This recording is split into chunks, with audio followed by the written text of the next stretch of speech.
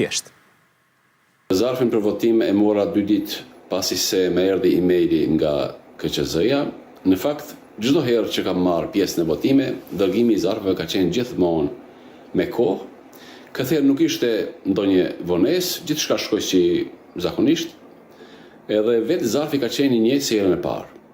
Nuk ishte ndonjë ndryshim, procedura ishte e qartë, fleta e votimit vendoset në zarfin e fshehtësisë, që i thuhet, dhe pastaj ai vendoset në një zarf tjetër që dërgohet më pas me postë. Megjithatë, një gjë që më ra në sy dhe që dua ta theksoj është se zarfet e fshehtësisë nuk janë aq të padepërtueshëm apo aq jo transparent sa duhet.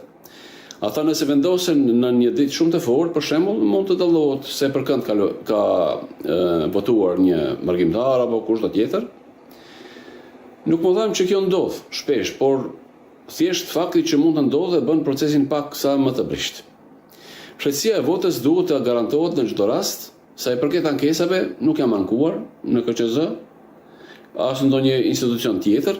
Arsyeja është e thjeshtë se koha është e pamjaftueshme, puna, stresi, thjesht nuk kam pasur mundësi të merrem me këtë. Dhe tash për me qenë i sinqert, nuk kam ndërmend ankohem, jo sepse nuk dua, por sepse realisht nuk kam kohë për procedurat e tilla të gjata të ankesave, ku ta di se sa kohë duhet. Unë jam votues i rregull për ndryshimin e diaspora dhe gjithmonë kam dashur ta ushtroj drejtën time të votës. E shoh si një detyrë qytetare dhe një mënyrë për të ruajtur lidhjen me vendin tim, pavarësisht se jetoj jashtë. Unë të doja që në të ardhmen procesi të përmirësoj edhe më shumë, sidomos në pjesën teknike, ndoshta zarfat mund të jenë më të sigurta, komunikimi me votuesit pak më i qartë dhe ndoshta procesi i ankesave më i lehtë që ne të mund të ankohemi më lehtë, sidomos ne që jetojmë jashtë. Në fund të ditës, në fundit, rëndësi ka që çdo vot të numërohet drejt, me transparencë dhe me respekt për vullnetin qytetarëve. Kjo është ajo që bën procesin zgjator më të ndershëm dhe më të besueshëm. Pra një metodë shumë e thjeshtë për ta identifikuar votën, natyrisht vota duhet të jetë e garantuar si e fshehtë çdo qytetari.